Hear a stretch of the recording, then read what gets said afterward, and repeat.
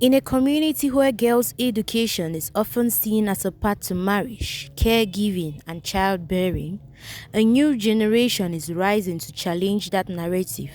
Through the efforts of Common Action for Gender Development and Inspiring Girls and the Grassroots Network for Inclusive and Transformative Education Ignite, girls have become educators, advocates, and change makers.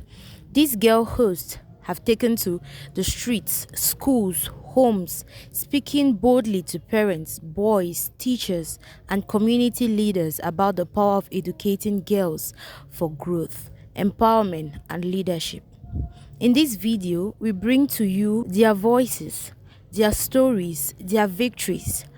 From forming Girls Club to leading community dialogues, these young leaders are proving that when you educate a girl, you transform a community. Okay, in my girl circle in the Mancon community, I encountered one girl who shared her experience, how she used to suffer at home being the mother, whereas she's just the first girl child. So after our talk, she was opportunity to have a one-on-one encounter with us, and we discussed with her, and she took it back home. She struggled to discuss with her mother, her parents, and her family in general, and her mother understood her perspective, her point of view, and saw the negative impacts it had on her. So from there, her mother had to fairly distribute the chores between her and her brothers, and from there she had more time now to pay attention to her educational needs, and eventually that term her grades actually improved from what it has been before. I did not just talk to girls, I equally had interactions with some boys, and it will shock you to know that some boys have the mentality they have is really embarrassing. Like in one of my conversations, I told one of the boys, if you see a girl stain, you can lend her your pullover, and he was like, God forbid. He felt embarrassed. To him, it was dirty.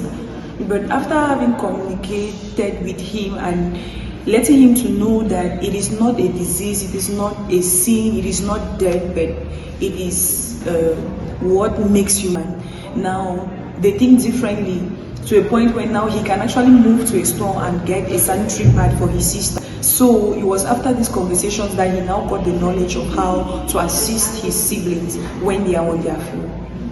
There was this girl who attended a girl whose cycle. She was really confused about pursuing formal or informal education. She did not know what to do, so she just laid idle within her confused state.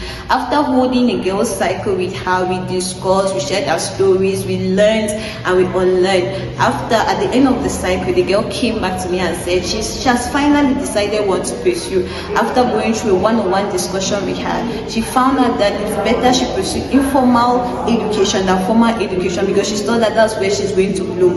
Okay, and after maybe a month or two, if I could remember correctly, she texted me back and told me that she's successfully learning a trade and A mother who established a business, and she spoke to us about her story before she reached where she was. She said she grew up in a house where she had her brothers and sisters, and it was clear that her father favored her brothers over her sisters. And when she was talking, she was very bitter about it. She was angry about it. She said her mother taught her how to manage and sell cow skin, which was what she did in order to pay for her schooling. She now protects her daughters. She wants she does not want her daughters to go through what she went through, so she provides education for her daughter, help them in any way that she can. After hearing these success stories from the community, the time for change is now. We call on parents, teachers, community leaders, and policy makers to invest in girls' education not as a duty, but as a pathway to empowerment and progress. When you support a girl's learning, you build a stronger, more inclusive future for all. Let's commit to giving every girl the opportunity to attain, to lead, and to thrive. From resilience to leadership, Girls Allowed Spaces.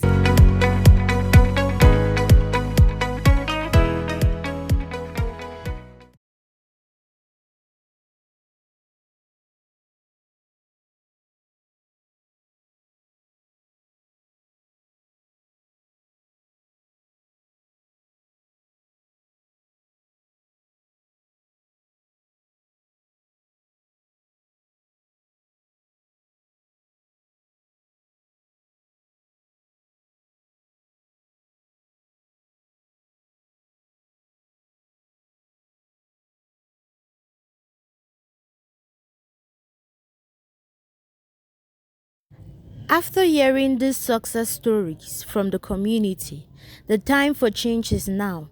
We call on parents, teachers, community leaders, and policymakers to invest in girls' education not as a duty, but as a pathway to empowerment and progress. When you support a girl's learning, you build a stronger, more inclusive future for all.